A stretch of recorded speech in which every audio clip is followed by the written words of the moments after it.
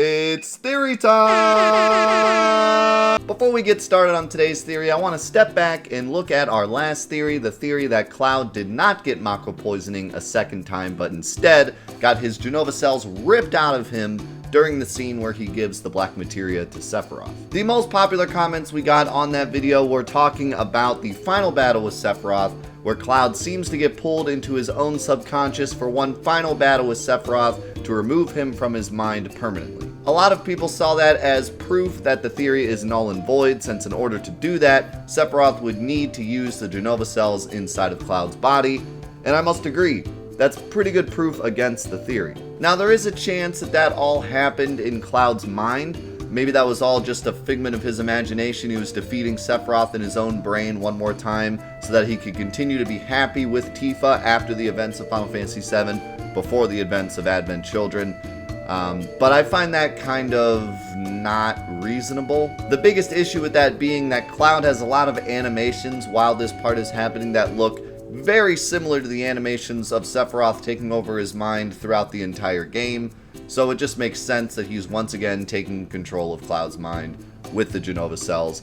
But it's just one piece of evidence against. I still think there's a lot of great evidence for the theory. I don't think it's completely null and void, but there's definitely an argument either way. Now on to today's theory, which is quite different from the first theory. The first theory was kind of a prove it or not prove it theory. This theory is more of a fun theory, a theory of what if. You know, what if this were the case? It would explain this, it would explain that, but there's no real proof for or against it. Neptune is the one who posted this theory on the previous video, and this is what he said. I've heard of another theory recently about summons. Their origin is never addressed throughout the game, but they're used as regular materia, although there isn't much summon materia around.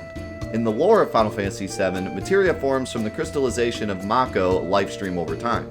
Some of the most powerful materia in the game can be found either in remote areas, which cannot be easily accessed, or places lost and forgotten, which could indicate that some materia grows stronger if it's absorbing energy over extended periods of time. What if the summon materia was the embodiment of the ancients' spiritual powers? It's told at some point in the game some of them managed to fight and defeat Genova, most likely at the cost of their lives. If their spiritual energy didn't vanish upon death, maybe they've transformed into materia over time. Maybe that would explain why this specific type of materia is so scarce and so overpowered.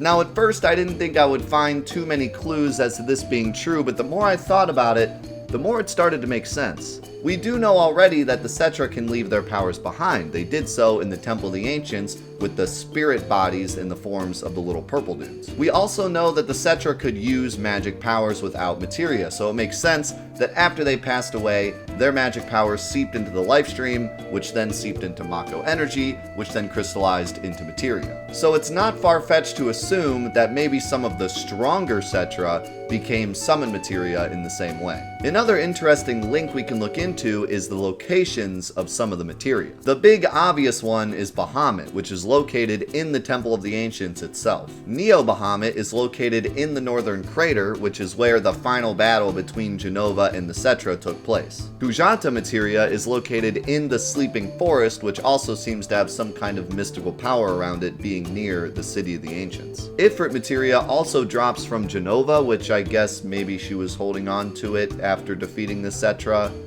I don't know. The other materia, not so much, but at least you can see some links starting to form. Now, one of the cool what-ifs about this theory is that what if the mythological creatures that we see in the summon materia were actually gods that the ancients prayed to? Although the holy materia and the meteor materia aren't red, we could possibly say that they are summon materia, since the black materia summons meteor and the white materia summons holy, which is an actual physical life form inside the center of the planet that Sephiroth has to keep at bay. And if we're going by that logic, Aeris does have to pray to Holy to get it to summon. Now, it doesn't seem like the other characters necessarily pray, but they do some kind of animation in order to summon the creatures out of the summon materia. It just seems to make a lot of sense that these creatures that come out of the materia are actual life forms that came from some kind of other life form like the Cetra, whereas magic is just simply elements or whatever. One counter argument to this theory that could be made is that how does mastering materia work? Because if there's only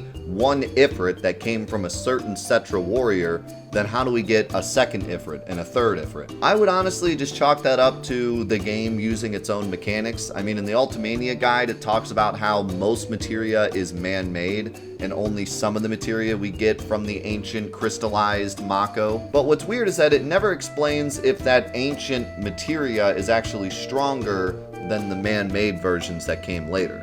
It does seem, however, that if the ancient Mako materia sits long enough, it does get more and more powerful, which is why the secret materia in the materia caves happen to be the most powerful in the game. Although there's not a lot of proof to specifically confirm this theory, it's a really fun one, and I like the idea of the Cetra using their powers thousands of years after their extinction to still help protect the planet. I think the biggest question here isn't necessarily whether or not the materia is part of the Ancients' power. I think that it makes complete sense that the Cetra had magic, their magic got assimilated into the lifestream, and then that was pushed into Mako, which then got crystallized into materia.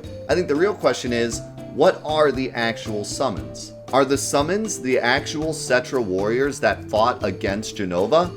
Or maybe just the gods that the Cetra looked up to, and when they died, they became the physical manifestations of their gods? Or perhaps the Cetra actually had the power to summon those creatures when they were fighting Jenova, and when they died, they infused that same power into the materia they eventually became. There is a lot of really cool possibilities, and I would love to hear what you guys think down in the comments below, and most importantly, leave some more awesome Final Fantasy VII theories that we can look into together. Thank you guys so much for watching this Final Fantasy VII theory, and we'll see you in the next one.